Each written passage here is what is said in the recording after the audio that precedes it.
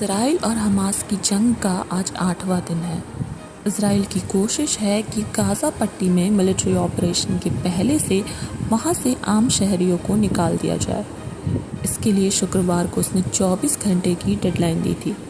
बाद में खुद माना कि इतने कम वक्त में वहां से आम लोगों को नहीं निकाला जा सकता।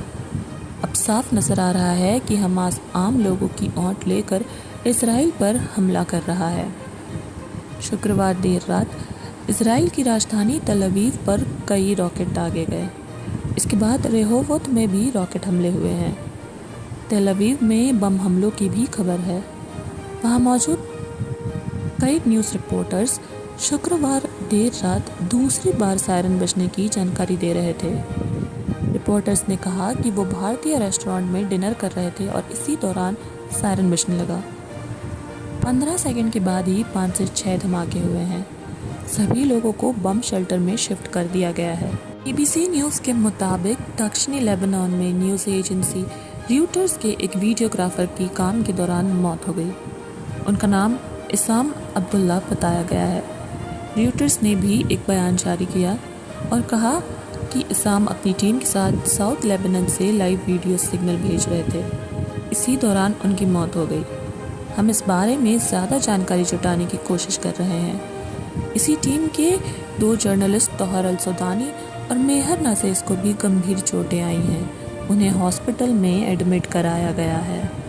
तल अवीव पर करीब 250 रॉकेट दागे गए हैं।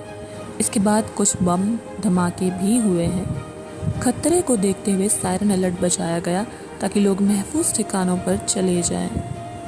इस दौरान रुक रुक कर फायरिंग की आवाज़ें भी आई हैं।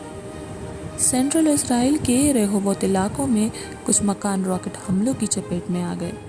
हालांकि बताया जा रहा है कि किसी नागरिक को नुकसान पहुंचने की खबर नहीं है। इजरायली फ़ौज ने एक नया एम्बुलेंस नेटवर्क तैयार किया है।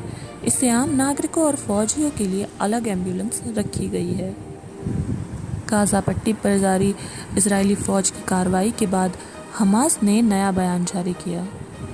उन्होंने कहा कि इजराइल की एयरफोर्स ने हमारे इलाके पर बमबारी की है। अब तक 1799 नागरिक मारे गए हैं और 6400 घायल हैं। दूसरी तरफ इजराइल की डिफेंस मिनिस्ट्री ने कहा कि उसने अब तक 1500 आतंकियों को मार गिराया है। वहीं इजरायली फ़ौज ने शुक्रवार को उन खबरों को गलत बताया जिसमें दावा किया गया था कि इजराइल ने गाज़ा पर कार्रवाई के दौरान फास्फोरस बम का इस्तेमाल किया है। इजराइल फ़ौज ने कहा कि ये काफ़ी बेबुनियाद बातें हैं और प्रोपेगेंडा है। तुर्की सरकार ने कहा कि गाज़ा को 24 घंटे में खाली कराना नामुमकिन है और इजराइल का ये ऑर्डर कबूल नहीं किया जा सकता। इस बारे में दुनिया के तमाम देशों को आवाज़ उठाना चाहिए। उत्तरी गाज़ा से आम नागरिकों को निकालने के लिए पर्याप्त समय मिलना चाहिए। वहीं अमेरिकी विदेश मंत्री एंटनी ब्लिंकन शुक्रवार को कतर पहुंचे। उन्होंने कहा कतर को चाहिए कि वो हमास पर दबाव बनाए और जितने बंधक हैं उन्हें रिहा कराए। इजराइल सरकार की ये कोशिश है कि गाज़ा में मिलिट्री एक्शन के दौरान आम लोगों को नुकसान न ही पहुंचाया जाए। वेस्ट बैंक इलाके में इजरायली सेना की कार्रवाई में 11 लोग मारे गए हैं।